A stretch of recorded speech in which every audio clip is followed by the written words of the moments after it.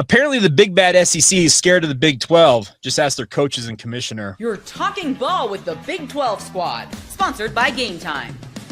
From Oklahoma State to Utah, from Kansas State to BYU, from Houston to Texas Tech, it's the local experts of the Locked On Podcast Network bringing you scoops, breakdowns, and the most comprehensive preview of the upcoming Big 12 weekend. Buckle up. It's the Big 12 squad, and we have a seat for you. No hurt feelings and thin skin allowed. Squad up.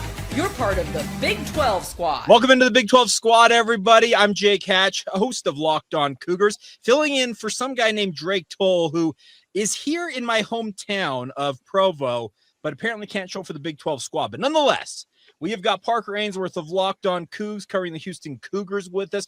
Cody Stovall covering Oklahoma State with Locked On Oklahoma State. Derek Johnson, Locked On Jayhawks, covering the Kansas Jayhawks, Rock Chalk. And of course, my good friend, I call him my good friend because we are good friends, JT Whiskey of Locked On. Hopefully everybody out there is subscribed to each one of these shows. If you don't, as we like to say, help us keep our jobs. But guys, the SEC is scared of the Big 12, and it's evidenced by some of the comments we've already seen out of SEC media days this week.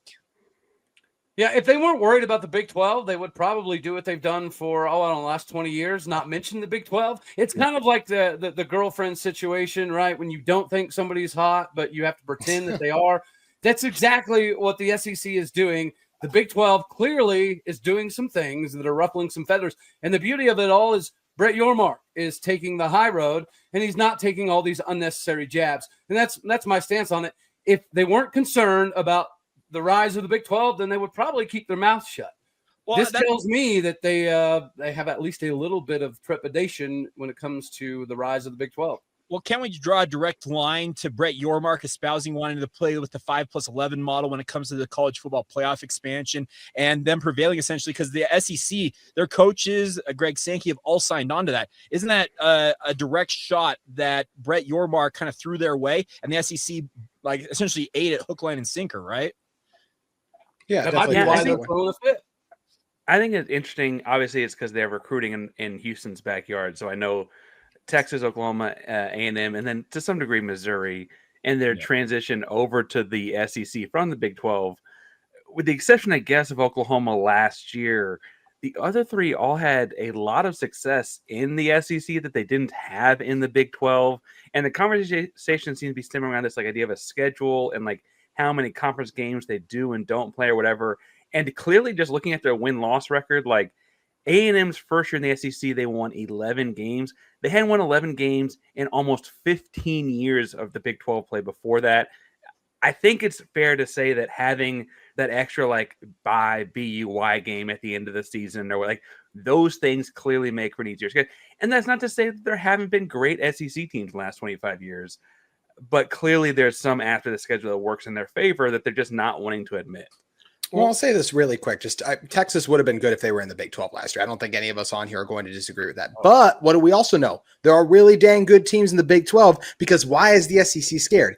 A Big 12 team nearly beat them, and they can see how close they are. And you know who they should be terrified? Texas and the rest of the SEC? It's another school in Texas. It's Texas Tech because the SEC's whole thing is we have the most draft picks. We have the most talent. Texas Tech just landed a top 3 portal class. So that argument you're going to make about we're most talented this, we're most talented that, if Texas Tech is right there at the end of the year, they can make that argument easily too. So they should be scared about the Big 12. And a lot of these NIL things are probably those schools being nervous about the Techs and some of the other schools being able, like BYU landing the top basketball player, right? Those schools being able to land the upper echelon players that are going to allow them to beat the SEC and Big Ten and crush their precious narrative that they're the superior conferences by a wide margin, which is not true. Pair of Cougars here also got 5-star quarterbacks and somewhat saw them drop in rankings after picking Big 12 schools when they were like both top 3 in the country. Are you talking about Reeson or Wegman? I'm talking about Henderson being a 5-star quarterback, and he was like number 1 in the state until he picked Houston, and then suddenly he's number 4 in the state or something because he picked Houston, right? Like there's no secret. Diabell raises because he picked Texas. We don't have to like. They're playing in t-shirts and shorts right now. They don't have to act like this didn't happen. It just happened. Well, okay, Parker, and that's the thing about this is BYU beat out Oregon for Rider Lions, and then they turn around and grab Bryson Beaver, and magically Bryson Beaver goes from what was a 3-star prospect and a commit to Boise State that suddenly he's a 4-star, borderline 5-star prospect a few weeks later because he's committed to the Oregon Ducks. Come on now, everybody. There's great inflation going on. Cody, do you ever think about if T. Boone Pickens was still kicking and stuff, would you guys beat Texas Tech right now? It's funny you say that. Yes, we were having this conversation with some of my friends recently. If Boone Pickens was still alive, things would be drastically different. He would be the Cody Campbell before there was a Cody Campbell. It's a wild time, that's for sure. Well, Cody, that's the thing about this is that had he been given the latitude that Cody Campbell has been given in this day and age of college athletics, I absolutely agree that a guy like T. Boone Pickens would have been happy to invest as heavily as a guy like Cody Campbell apparently is for Tech. He was kind of beholden to the rules at the time when he wasn't live. Yeah, went to facilities. Instead, they would have just went to paying players, and they would have had an insane roster. Here's the thing. It would have been facilities along with players, Derek. And that's the thing about this is we're looking at a new era, and there's investment that has to go across the board. But now that you can directly impact the talent that you can haul in to programs, BYU's benefited from obviously AJ DeBonsa in basketball, bringing in the likes of Ryder Lyons, Bot Mulatalo, the guys they brought in recently. You don't do that without having some pretty deep pockets. And I think that's the other thing, going back to the SEC topic here, is the SEC for so many years, we all know the stories of bagmen, and the SEC was the king of this and paying players under the table. Well, guess what? Now it's above board and everybody else can get in on the action. There's a reason why they're quivering in their boots, because they look at it and say, man, we have competition now. They do. And you see even a team like a Utah, who they don't have the deepest NIL pockets. They have 2 first-round offensive tackles. Like, that's one of the SEC's biggest thing, right? Their offensive line, their defensive line, bigger, stronger, badder. Well, why does Utah have 2 offensive linemen that almost every other SEC team would love to have as their starting tackles? So we are seeing that gap thin. What was that? Speaking of the SEC, how come we're not playing teams like, the deaf, dumb, blind, mute school in week 10? But the SEC is doing all of this posturing. Oh my God! But they fail. Those pauses had me worried there for a second. We're scheduling the Citadel, Mercer, and they're putting them, week 10, 11, 12, 13, late in the season ahead of rivalry games because it's a relative layup. And you mentioned it, Parker. It's a bye game. Yeah, well, it's a BUY and a BYE, even though it's an actual game counts on your schedule. And I want to give credit to Spencer. We don't give credit to Spencer a whole lot on this show, so I may get Spencer shout outs. But he said something I thought made a lot of sense, actually, and it was that part of the benefit is actually playing them in week 9, 10, 11, as opposed to week 2 or 3, when you kind of need a BYE bye week that late in the season for your body, right? Yeah. Whereas early in the season, it's kind of just an extension of camp, right? Correct. I think that was for all the things we could say about Spencer, I think that was fairly accurate point in laying out why it's important when you play that game, not just that you play that game. All right, you nailed it. That's all it is. It's an opportunity for their starters to get healthy and let their backups go win a game. That's all it is. Hey, I want Nick's opinion on this. Nick, go. True. It was great meeting Nick at Big 12 Media Day. He was the most talkative one of all of us. Hey, he's an absolute stud. There's no doubt about that. But the point is right there. It's good. It's well taken because you're right. You do need they call them body bag games for a reason, but it does allow you to put your backups into the game and let them win and get some experience. But while you're getting starters healthy for what they hope is a playoff run. So, I completely get the philosophy here. But I guess the question is, and we'll get this real quick from you guys, and before we step to other topics, should the Big 12 follow that same philosophy, or should they stick with what in BYU's experience, they're going to have a glorified scrimmage when they open the season on August 30th against Portland State? I think all the 4 power conferences, I'm sorry to butt in first, but I think all 4 should have a similar ideology in scheduling. I don't think that's that crazy a concept to be thrown out there either. Well, either everybody plays 9 conference games, or we all play the deaf, dumb, blind, and mute team, and we can't. Yeah, no, I would prefer everybody to be playing 9, but I don't think Big 12 can afford it. The TV rights deals that factors in that they're getting an extra. The SEC, they have all the big matchups that they're selling it to the TV, so it's it's unfortunate, but you're almost better off getting the SEC to come to where you are than going to where the SEC is. And I don't know. It would be possible. The KU guy that's all logical and analytical and practical. Dang it, Derek. in the Big 12 polo, I might add for our audio listeners. He's a businessman. Yeah. Well, okay, The so PR. Derek Johnson over getting his Chris Level on. I like it. yeah, so coming up next, we're going to talk about what's going on when it comes to the Big 12 kind of overall, because a number of us were at Big 12 Media Days. I got a couple of thoughts, and one of them involves what Cody and Derek just talked about. Maybe they should go to where the SEC is at versus the SEC coming to where the Big 12 is at. We'll explain next as we continue on right here on the Big 12 Squad. Today's show is brought to you by our friends over at FanDuel. Summer sports are in full swing. Whether you're all about baseball under the lights, golf on the green, or high-stakes soccer action, FanDuel is the best way to make every game more exciting. The best part is you're already following the action. Why not make it a little more thrilling and do it with our friends over at FanDuel? You can get in on the game while your friends are getting sunburned on the beach. It seems to be a pretty nice trade-off right there. The best part is when it comes to FanDuel, it's fast and easy to use. They pay out very quickly. It makes even regular season games feel like must-watch events no matter what the sport you're into. Whether you're placing a same-game parlay, watching a bet right in the ninth inning, FanDuel makes it feel like you are part of the action. So if you're new to FanDuel, new customers right now can bet just $5 and get $150 in bonus bets if your first bet wins. Simple as that. Put $5 down, you win $150 added to your account just like that. Open the FanDuel app today or visit FanDuel.com to get started. Once again, that's our friends over at FanDuel. All right, welcome back to the Big 12 Squad. Now, three of the people on this show were at Big 12 Media Days this past week. And Cody and Derek, you guys weren't there, but you brought up something that was discussed actually by Kalani Sitake.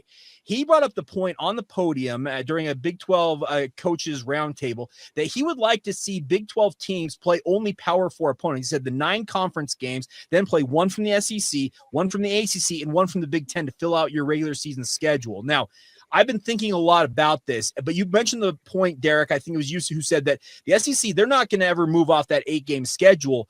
I'm actually of the opinion, kind of what you talked about, where you go to where the SEC is at, you have the 8 games, you play, 2 or 3 other P4 teams from the other conferences, and then you can mix in, if you want an FCS game or a G6 game, you mix that in. Your guys' thoughts on maybe that being the answer to juicing up the Big 12 schedule and their overall prowess?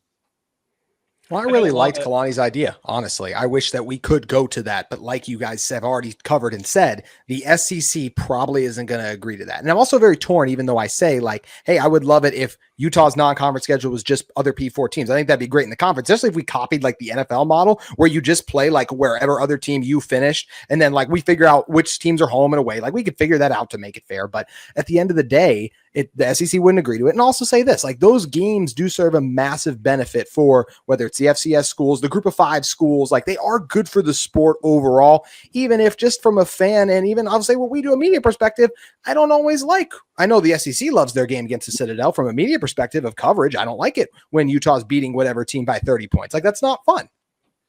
Yeah. I actually have a different take. So I want to hear Parker's first. Well, I was going to say that I think part of this is like the challenge of scheduling it so far out. Houston presently had to change some stuff up because they had Utah. They had Utah scheduled for future games actually, but then Utah joined the conference, so now they're not non-conference games anymore.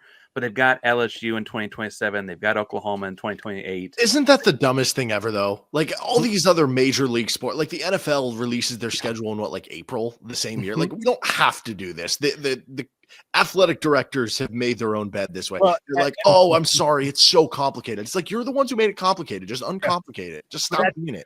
Derek has got a very good point because BYU coming out of independence, guys, there are non-conference games for BYU they contractually are obligated to play that they have pushed out as far as 2035. It's absolutely ridiculous. I for the life of me, I'm with you, Derek. They just need to tear them up and say, hey, we're starting over and we're starting fresh. But Cody, you said you had a different take. I'm excited to hear this. Yeah, I think it's too much. Okay. Like without having the Citadel, or as I like to call them, the blind, deaf, dumb, and mute. Said 3 times now. And in week 10, I'm gonna handle this. I'm waiting on JT to make sure. The next time I see JT, he better have a school for the blind, deaf, dumb, mute shirt on. But anywho, I think that it's little sisters of the poor. That's what everybody calls them. The poors, the little sister of the poor. The poor. I didn't know if you were channeling your inner Mike Gundy there. But, yeah, I think that it's too much. In theory, it's a great idea because the wear and tear already in the Big 12 is The NFL guys, they play their 17-game regular season schedule and then playoffs, and they don't get bye weeks.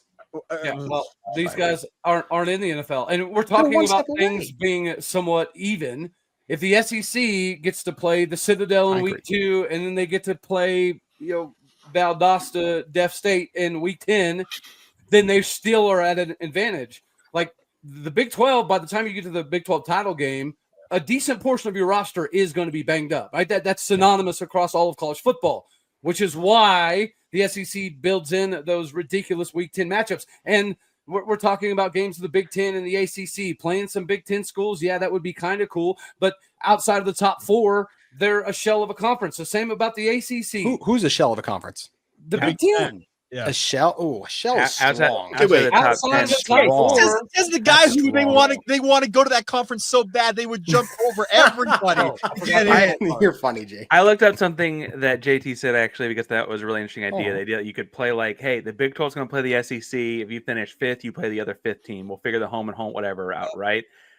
Kansas State, I think we all think is going to be fairly strong this year. Derek might not admit it on air, right? No, I think they will. Yeah. Kansas State finished the same spot as South Carolina. I can tell you right now, I'm taking over whatever it is in Kansas State on that. Like I think Kansas State blows them out of the water. I don't think that's Lenore Sellers. That's a good team. Like I'm saying, Kansas State could win. That's a good game. Lenore Sellers and who though? That's the problem with South Carolina. Well, they got a good defensive lineman. Like we're not the SEC squad. We don't know these rosters in depth, guys. But obviously, if we ask the rest of the country, not just the SEC squad, a lot of those teams would go to South Carolina. And I don't think that's just conference bias. We are talking about a South Carolina team that just missed out on the playoff. You can say maybe they got the SEC prop up to be there, but they did win more games last year than a Kansas State even did. And I do think Shane Beamer's a good coach. But I think Kansas State lost those games because they're in this conference. Is what I'm saying, right? Like, I think that's part of it. Okay. As one of the programs that beat Kansas State last year, I should be actually. He's flexing on. I'm like, we only have a couple of those. I need to celebrate when I can. Don't mention the other ones. Don't mention the other flexes. Parker. Keep going, Parker. Keep going. You're on a roll. I look at this and like, you know what, like. BYU finished second in the Big 12 after the conference title game, right? So they missed the title game. That's Georgia. Okay, like sorry, Jake, that's gonna be a tough game, right? I'm not saying it can't happen. I'm saying it's a tough game. Here's the thing: BYU fans want those. They want the smoke. I think they understand. They probably get smoked, but they want to play that type of game. Well, we thought ASU would get smoked, right? And they gave Texas a game. So that's why we just want the chance to play these games on the field. That's something we can all agree with, regardless of these hypotheticals, who we think would win. We just want the chance. It sounds like you just want to be in the Big 10. That's what it sounds like. Yeah. Oh my goodness. I'm just literally, you guys are Wisconsin. No, but you all said Wisconsin, Minnesota, Indiana. Like these are some legit brands and teams. I'm not just going to say that conference is a shell of itself outside the top Penn ones. State, Michigan, Ohio State, Indiana. Indiana's had one good year in the last 20 seasons. What are you talking about, JT? I can't. Okay, we're just going to say they're the same crossover with the Big 10 and not the SEC. We're talking Kansas State, Minnesota. Oh, geez. Yeah. It's not a game. I would pick Kansas State, but I don't think that's a blowout. PJ Fleck's done a good job. 21 plus. I legitimately think it's like Kansas State, Minnesota, 21 plus. That's a good Minnesota defense. JT, and Fleck's a great coach, but Kansas State's better. What'd you say? You just got through saying we don't know. BYU would not. I do not think BYU has smoked Indiana. Maybe they could win. I think that would have been a great game. Are you serious? They literally only lost to the two teams that made it to the national championship last year. Because Indiana is no. JT, you are high on the wrong supply. Y'all think they would smoke them? Indiana's canceling future. No, y'all are high on Cougar, whatever. Jake's passing out Cougar tails out here or something. Kurt Signetti canceled the only Power 5 game that they have scheduled non-conference wise for the next 8 years. I agree. I don't like that. I agree with that. But that doesn't mean BYU would smoke them. They literally beat. How many other teams did they beat? Give me BYU against Indiana. I would love to watch the Cougars run rough. They might win. I'm just saying. I think it'd be a good game. I'm not saying by 20. I'd take it by 20. I think Utah and Oklahoma State could have had an opportunity to beat Indiana. I'm not going to. Well, Oklahoma State was pretty rough defensively last year, so I won't go that far. And Utah's offense is pretty bad. Indiana played 5 games where they could have played their backups and still probably won. Oklahoma State's the case study. They were 1-0 against the SEC and 0 against the Big 12. That's the case study, right? Like that's it right there. Baby, we don't want to use one. That's a dangerous thing to use one game and say it's just the precedent for each conference. But I get the point you're trying to make. I'm using the other 9 too. I'm saying but you just made it sound like because Oklahoma State beat Arkansas. I'm just saying they're on like we deserve those opportunities to win those games. And I'm just saying just because Oklahoma State beat Arkansas does not make the entire Big 12 better than the SEC. No, but Arkansas won 3 SEC games. I know Arkansas was solid. I think they beat Tennessee too. So we're saying any given Saturday is possible, but I'm not saying Oklahoma State would have won 3 SEC games last year is what Parker's saying. They could have. Transitive property is, I get transitive property does not always work, and that's a math term for the folks at home. But Derek, what does transitive property mean? I don't think we can be talking about that stuff. I don't think we can get political. No. All right. Well, here's the thing. We're gonna finish up today's show with something that some of our hosts that are not on tonight's show, I can tell you exactly where they're at, and we'll explain where they're at coming up next.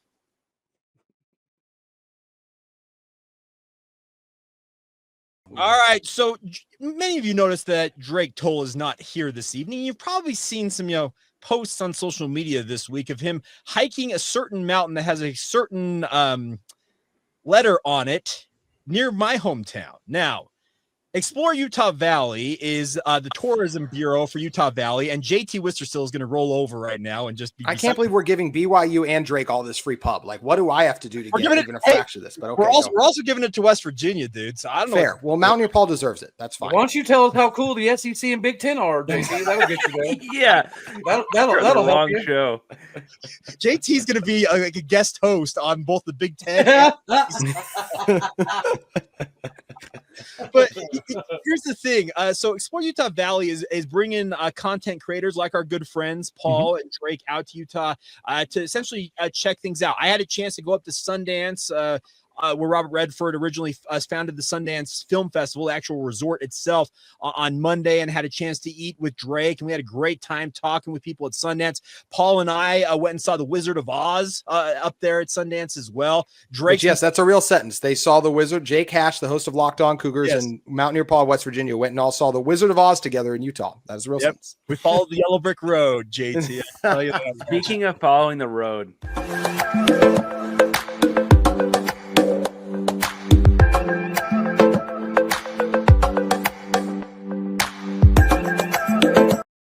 That's live in the road with Mountaineer Paul. Mountaineer Paul so is good. driven at what 2,500 miles. I don't know how far it is from Morgan Shout County. out MP, man. They go across the country, and that's one of the videos he posted from the road. He is dedicated to come clear across the country. Had a great time catching up, and I think it's an interesting thing that BYU is trying to do. And I wanted your guys' thought on this kind of conference wide. BYU is trying to get a Big 12 fan bases when they come out here for away games to come out and check out what Provo's got in terms of food, scenery, activities to do. Why is this something that the other Big 12 schools and their local tourism boards should not be doing? That's a remarkable idea. And if Brett Yormark doesn't schedule Oklahoma State to go to Provo, Utah next year, I might have to throw punch him repeatedly in a phone booth. Cody, we need to get you out here regardless, dude. Yeah, they didn't want to bring OSU back because y'all scared the crap out of them last year. Well, they won, so that's what matters. Okay, I'm still pissed we don't get to see DeBonsa versus Peterson times 2 in Provo. Yes. Like, what the heck? Yeah, here's the thing about that, Derek. I'm just flabbergasted that they didn't take care of that, because you want to feature those two guys as often as possible. It feels like. Yeah, throw the scheduling lexicon or whatever they call it out the window when you get when you have an opportunity to spotlight matchups like that. You absolutely should. But fun question though is, I mean, obviously we're going to plug Provo because we got some guys that are doing a good. I'm sure they're going to tell us all about it next week. Yeah. What is the best road trip for? I mean, obviously none of us was like. I'm not going to say Houston because I'm not. It's not a road trip for me. What's the best road trip? Well, I wouldn't go Utah once they're so far out of the way. That's a long drive. Like, I love the destinations, but that's a long drive. But like, once you get Jake, Provo's actually been on my top 3 bucket list. No, it's stunning when you make it. When you say, like, okay, I guess I said it just depends on the road trip. Like, because a lot of the Big 12 fans listening, they're going to have to drive a very long way to get to Salt Lake City and to get to Provo. If you're a UCF fan, like, BYU is not a road trip. Well, that was what I was going to say. I can tell you, for BYU fans, UCF is absolutely a road trip because they want to go to Disney World. Trust me. I'm about to say, like, does UCF have a literally big trip. advantage in this though? Because they've got the UCF's got a big advantage in this competition. Well, okay. Now here's the thing though. So Provo has an airport that's become a regional airport. They now have American Airlines, Breeze Airways, Allegiant, and I think one other airline are flying literally across the country. You can fly directly into Provo, and I'm telling you, that Provo airport, you can be from the Provo airport to BYU's campus if you hit the lights right in 10 minutes. It's gotten better. You're right. But the Salt Lake City airport is still better, just like the football team, college football team in Salt Lake City is still better than the one in Provo. But that's my opinion. But the games get better and worse depending on the year. Like the actual trip itself, I think is what we're talking about. I just want to experience the bounce house. Yes. UCF and the bounce house supposed to be dope. So I have been at the 50-yard line of the bounce house with literally nobody else around me. I happened to be down there. Actually, you remember the year that they went like 0-12 right before Scott Frost took over? Oh, yeah. My wife and I happened to be in Orlando, and we had time to kill before we had a flight home. So we drove over to UCF, went over to the football stadium. The gate was open, and I walked right out to the 50-yard line, took a picture, and literally nobody harassed me one bit. Had I done that in Provo, Utah, at LaVell Edwards Stadium, I would have been cited for trespassing. I can assure you of that. Yep. Now, but Derek, I want your thought on this because so BYU's first ever Big 12 game was in football was at Kansas, and I made that trip to Lawrence, flew into Kansas City, drove out, and I absolutely love that trip. But to Parker and Cody's point, I think every one of these destinations in the Big 12, we have a conference that has 8 relative newcomers in the past 2-3 years. They're all trying to kind of learn about these different schools. This should be something that I think BYU and the Utah Valley Tourism Board, I say Explore Utah Valley is their name. I think it's something that other Big 12 schools and their local community should consider doing because it's going to expose, I think, fan bases to give them extra pub in terms of, hey, you want to go to UCF. That's easy to go to Orlando, but you should go check out Lawrence. I had a great time going to Lawrence, and I think a lot of people would think, well, why do I want to go all the way out there? Yeah, I think in general, it's like you think college towns when you think of the Big 12. And I'm sure this applies for Cody too, but like when people think of Kansas, when people think of Oklahoma, when they think of Iowa, they think of just like the cornfields or the wheat fields or the plains. When you're at the actual college city, that's not at all the case. Like it is a very bustling town. You're not just like Kansas, University of Kansas actually built on a hill. It's Mount Gilead. So I learned that the hard way. I was walking all across campus and I was gassed by the time I finally actually got to the game. I didn't realize how hilly Kansas actually could be because I thought it was just flat. Yeah, no, exactly. I mean, pretty much outside of Lawrence, pretty much is. But like that's y'all are just y'all describing Lawrence. I'd be down to fly out there. If anyone from Lawrence Travel Commission, whatever is listening, I'm down. Oh, now JT wants free trips. So Mister, I want to go to the Big 10. Wants free trips to shortstop. I mean, Derek. Pull some strings, man. We do go. Well, actually, I'll be up there anyways to watch Lyric. So I'll just shut up. Is ASU the closest to Grand Canyon? Is that like yes? Yeah, Tempe be close to go to the Grand Canyon. Yes, but that's not really that close. I was trying to think of like what other big travel thing would be on the trip. Go to Tucson. Like I don't know. I mean, ASU has the beauty of if you go during like a November game, it's going to be warmer than most of the other spots outside of like UCF in the Big 12, right? I mean, I guess the Texas and I could sell you on Houston and the food city. It's fourth biggest city in the country, right? Like I could sell you on that. I just as far as like it's not like the hiking outdoorsy stuff that would be at BYU Utah. That's Utah. Boulder Houston and Orlando need this. Houston and UCF need this least than anyone, in my opinion. And Salt Lake City is probably not too far just because of the ski city and some things. And Jake, you already mentioned just a lot of people will fly like to Utah because the Salt Lake City is an international one. But Provo Airport, they have made a ton of progress, and it is a great area. As much as I give Provo and BYU crap, like it is a great area down there too. So I am glad that people get to see that, and hopefully more to make the trip out there. Now he's trying to make amends, guys. He wanted to jump. I won't make amends. Actually, can I get back on the bad graces, everyone, before we get out of here? Got a quick football focused question for y'all since last.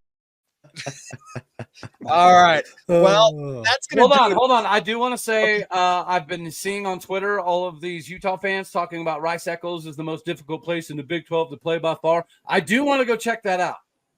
I would say it is, but I think there's a lot of difficult ones. I'll also just say I thought it was crap that was spewed on Locked On Big 12 when they said that BYU is a better atmosphere than Texas and Oklahoma, but we can do that on another show. I like BYU. Like that's not supposed to be shade at BYU. I just think Texas and Oklahoma are better. Y'all don't understand how empty that stadium in Austin can be when they're not very good. JT, like, you and I have a really good friend who actually told me that he would pick BYU over Utah in terms of game day atmosphere, and he's a dear friend of both of ours. So, Really? All right. So, Okay. I'm just saying. You'll shut me up on that today, Hatch. There's almost too much Everybody to do come in to somewhere Stillwater, like Austin. Oklahoma. You can do some drinking, some dipping, some cow tipping, all in the same day. As yes, let's go. Yeah.